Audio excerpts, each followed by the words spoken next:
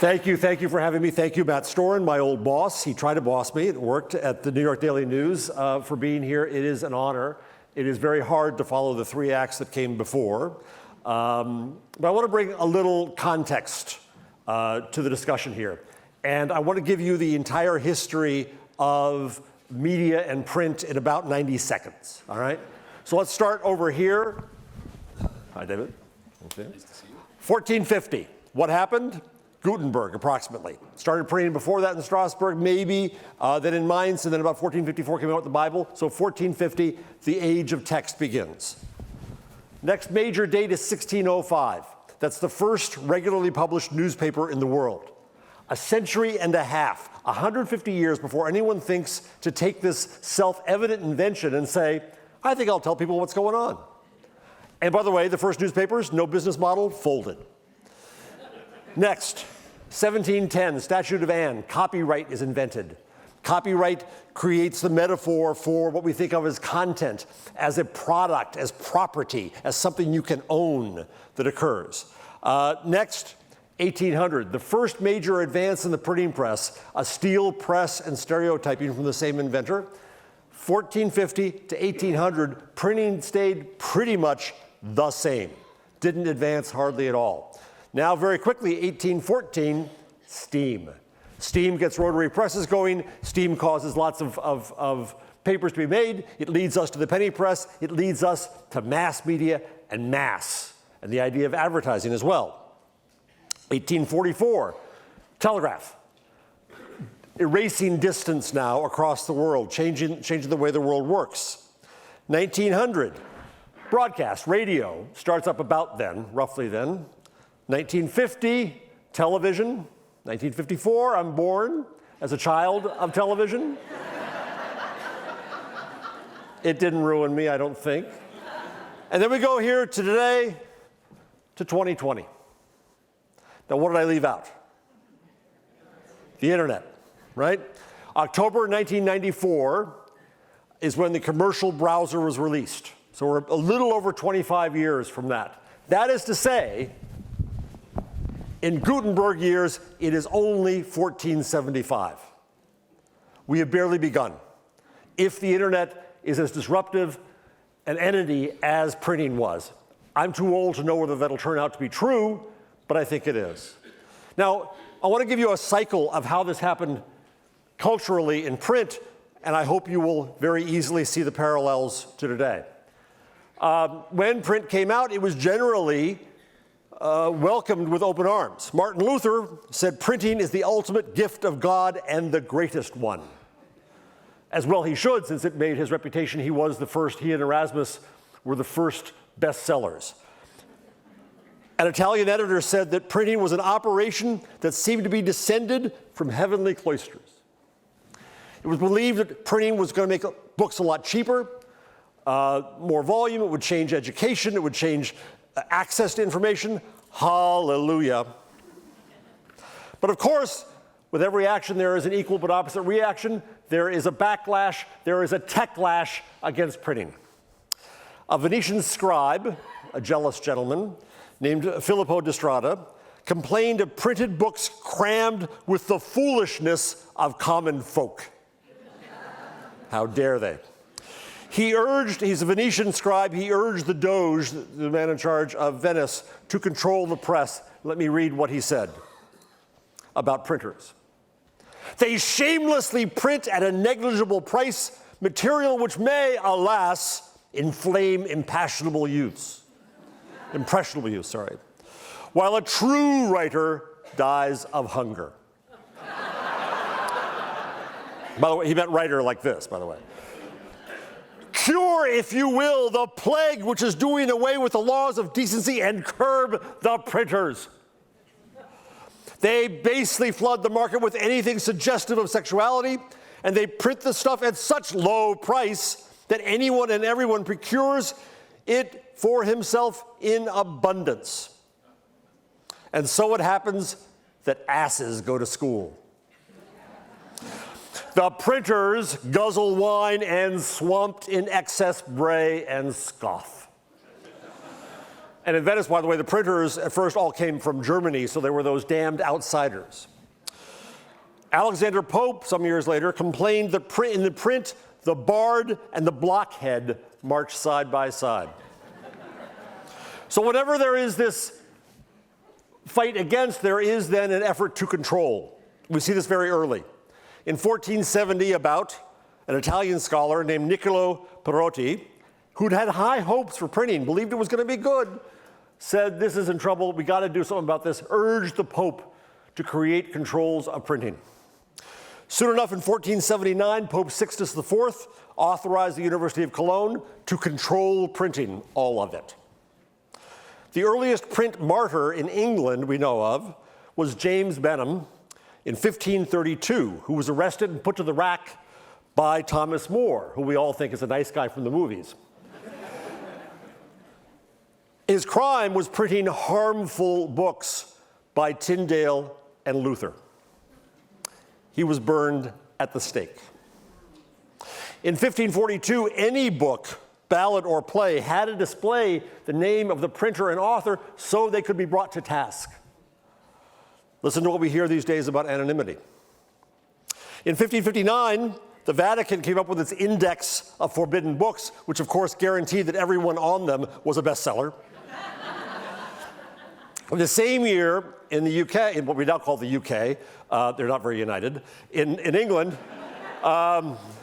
the Privy Council ordered that all books had to be reviewed by them. However, even then, they had a problem with what we say today of scale. They couldn't do it. So they had to deputize a private entity to do this work for them. The Stationers' Company, which was kind of the guild and monopoly of printing in England, was authorized to seize scandalous, malicious, schismatical, and heretical publications. They also noted, the Privy Council noted that commerce was the begetter of sedition and religion. This all starts to sound familiar, I hope. In 1579, a printer lost his right hand for publishing an attack on the Queen's marriage. The man was unfortunately named John Stubb.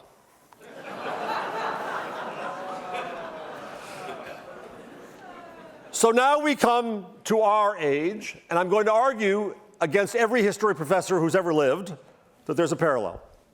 All right?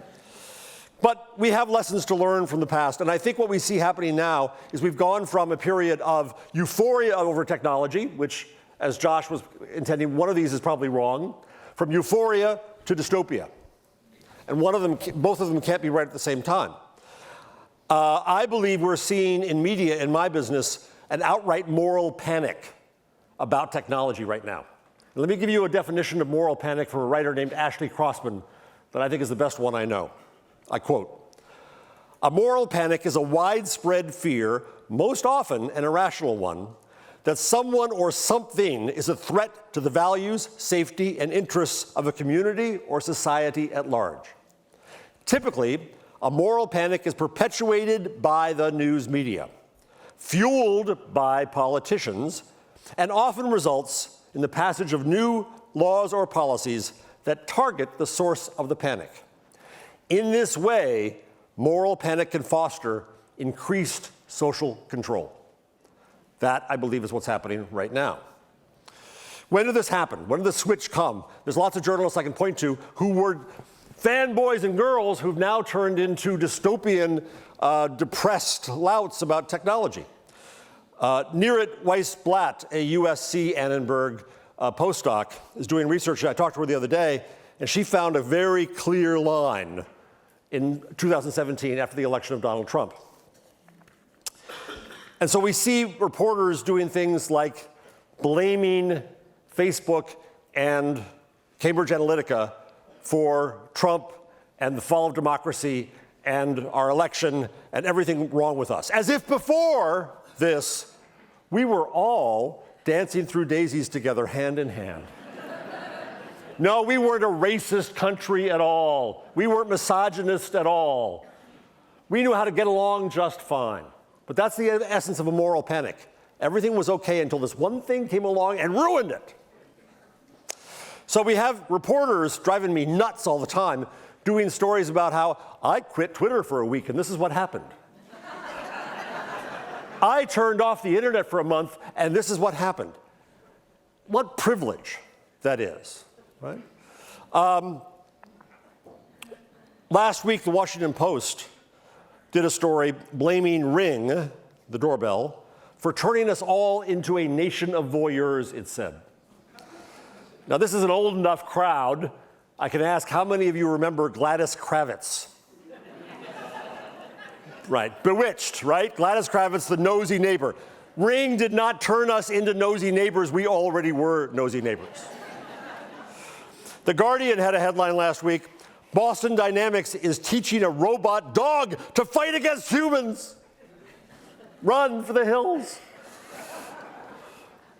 In Google, there is an in Berlin, there is an anti-Google newspaper called Shitstorm. And I'm proud to be the first to break the genteel nature of the Camden Festival. There's worse coming from me. And I just read a blurb for a new book. Let me read this to you. Civilized to Death counters the idea that progress is inherently good, arguing that the progress defining our age is analogous to an advancing disease. Are we really against progress? Is that what this has come to, this reaction that we have, this dystopia? Are we going to start smashing the looms? So, of course, wherever this is, this kind of atmosphere of fear and hatred and worry about the future, will come efforts to control, which we've seen before and we see again. Now, as I talk about this, let me be clear. I'm a Kamala Harris Democrat in mourning. I'm now an enthusiastic Elizabeth Warren Democrat. But for the next, yes. Didn't she do great the other night? I had a little Corey in the middle there. My wife's very mad at me for buying all these hats. I have all 3 hats. And I still have my Hillary hat, damn it. But for the next few minutes, I'm going to sound like a libertarian. Because when it comes to freedom of expression, freedom of speech, protecting that in society and believing in the value of that, I believe in that strongly. So we see all these efforts to control things, but with them we see, as Josh made clear, unintended consequences that arise. In Germany, there's a law called Netzdg. It's too long to pronounce, even though I took German in high school. A German hate speech law. And it gives Facebook more power to decide what is manifestly illegal. It requires Facebook to take it down in 24 hours, or else their ass is grass. And so what happens? Satire is dead in Germany. That's a straight line, but we'll leave it. There's a new version of Netzdg that's been proposed just this week, that would require the platforms to report behavior around hate speech to the police. Now, I tweeted this. I go to Germany all the time. I love going to Germany.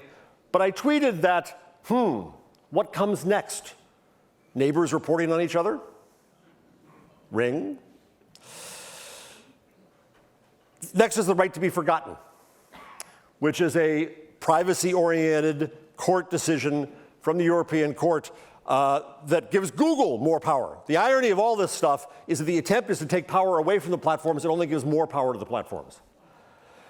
And Google now decides what should and should not be remembered. I would think, again, that Europe would be careful about the idea of erasing and rewriting history, that we all would be. There's an EU copyright directive that's now being enforced. It started in France and others. It's there to protect legacy players. Because what we see happening in this regulatory world is the threatened parties gather together against the cold wind, or the hot wind these days, of the coming change.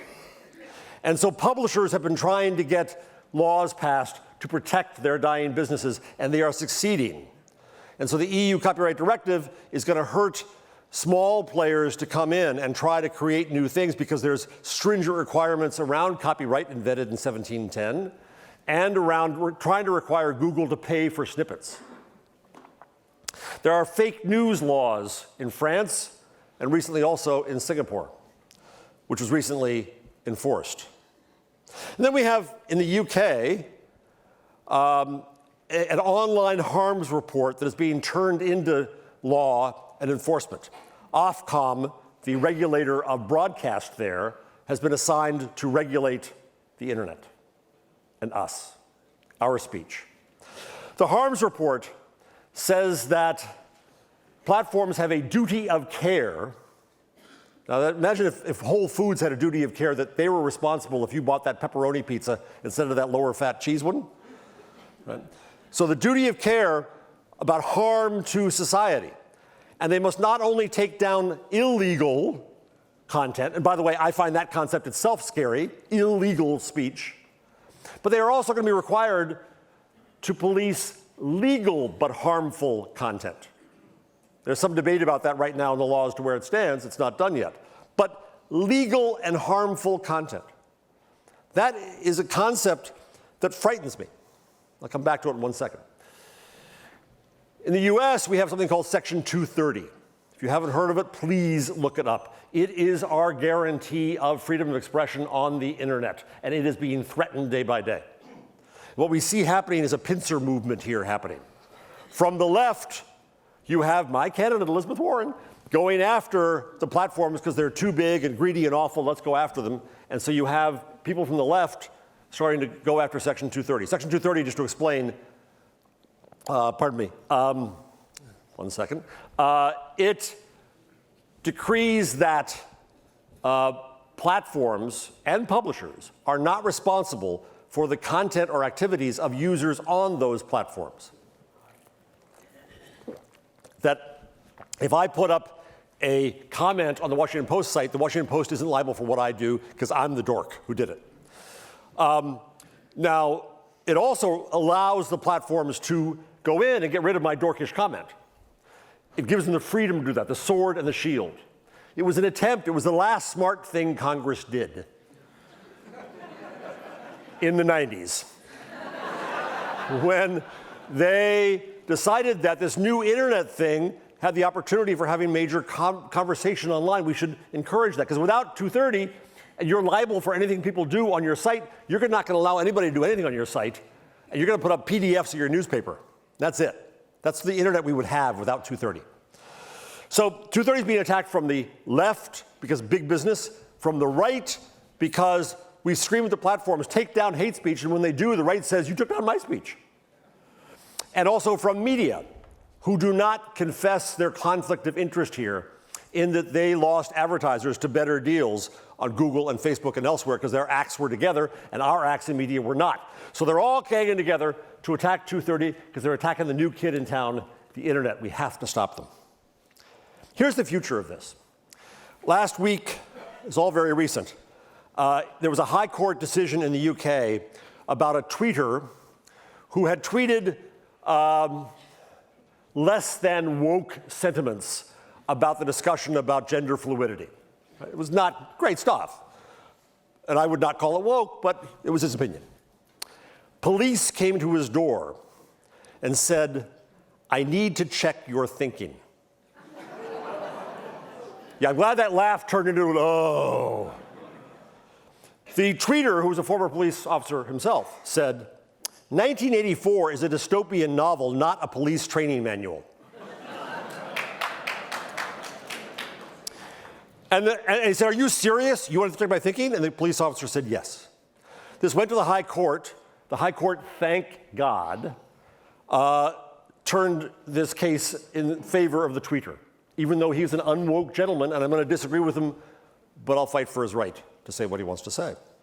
The judge quoted John Stuart Mill, who said, if all mankind minus one were of one opinion, and only one person were of the contrary opinion, mankind would be no more justified in silencing that one person than he, if he had the power, would be justifying in silencing mankind. He also quoted Orwell. If liberty means anything at all, it means the right to tell people what they do not want to hear. Now, I'm not against all regulation. Indeed, thanks to Kathleen Hall Jamieson, who's doing generous things all day today, she, at Annenberg Penn, funded a very long title, Transatlantic High-Level Working Group on Content Moderation and Freedom of Expression. read regulation, headed by a brilliant woman named Susan Ness, former FCC commissioner. And there are visions of regulation that come out of this that I can stand behind. One is that the platforms shouldn't be told exactly what to do, but they should be held to account for what they promised to do. And there's a vision of that kind of regulation out of France that works. Also, a brilliant jurist in the group suggests the creation of national internet courts so that matters of legality should be determined where they should be determined, in court, in public, with transparency and with due process, rather than in private companies where it's being forced to occur today.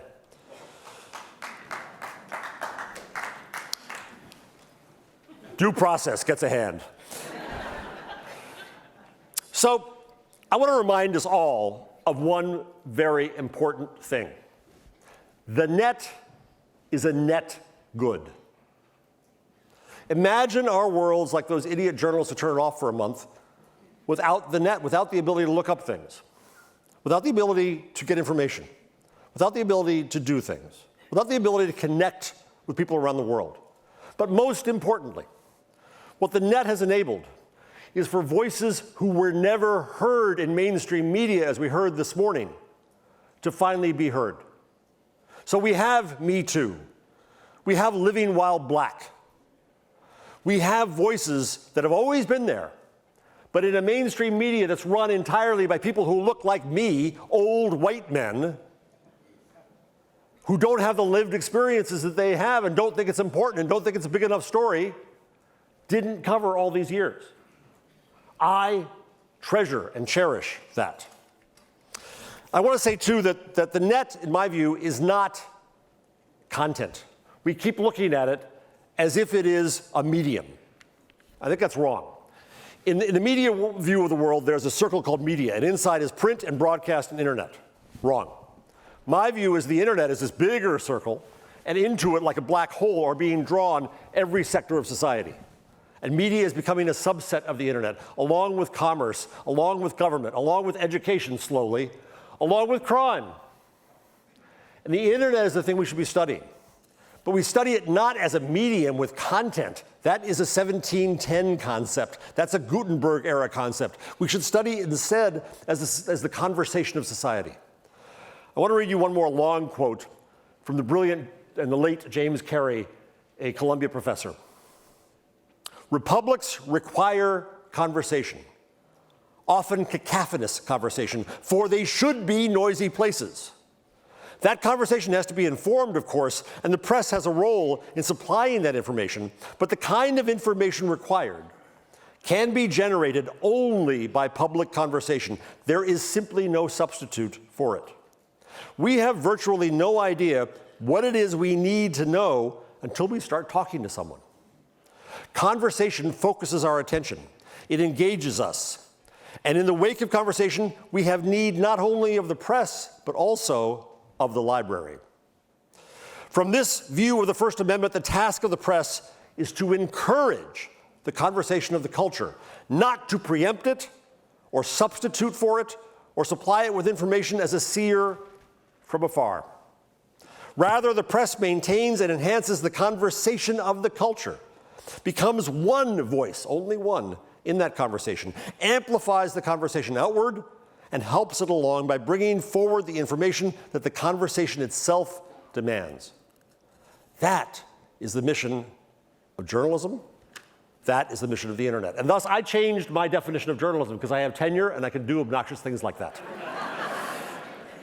And so my definition of journalism now is to convene communities into respectful, informed, and productive conversation. Informed is still in there, but respectful is a preamble we got to figure out. And productive matters too. So, where do we go with this?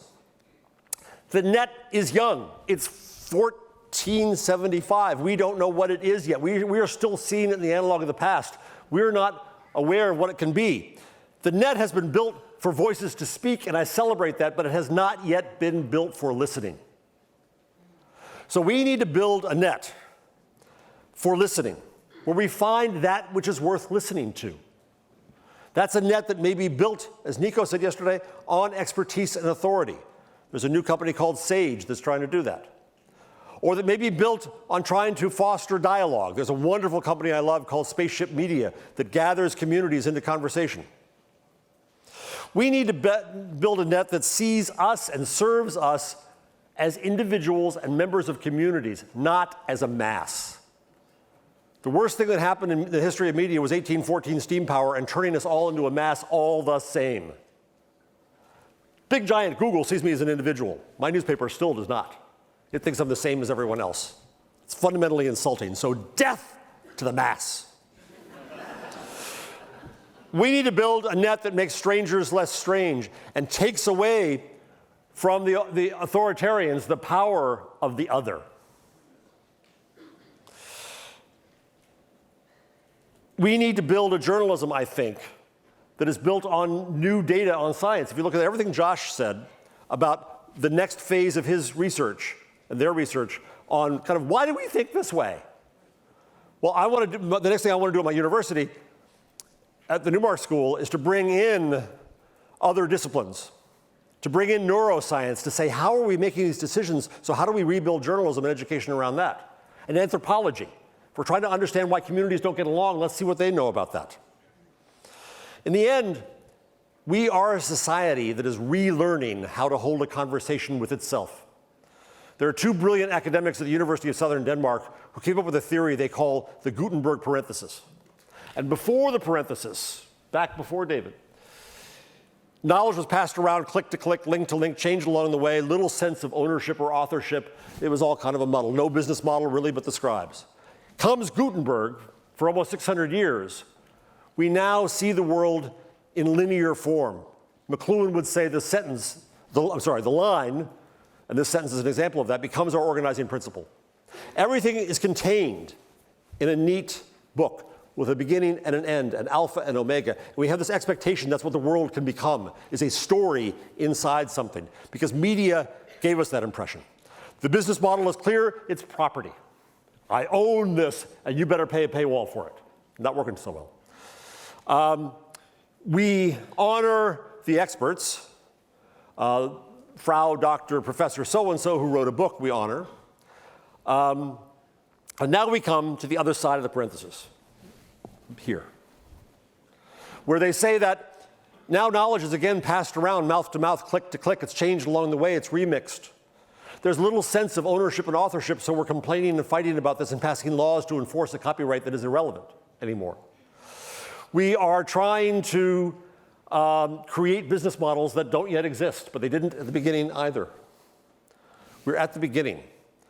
When I talked to one of the professors, Tom Pettit, I said, wow, Tom, what a coincidence. And Tom said, no, you idiot. It's not a coincidence. That's why we call it a parenthesis. Gutenberg was an exception.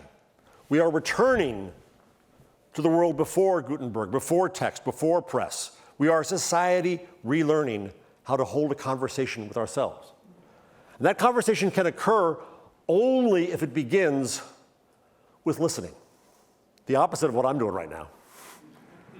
Right? To get rid of this notion of the lecture and to understand that we build everything, media, journalism, education, commerce, everything, around a conversation, how to make that conversation better. It is early days. It is 1475. We don't know what the internet is yet. It's up to us to invent what it can be. And it starts with listening. And I thank you very kindly for your listening.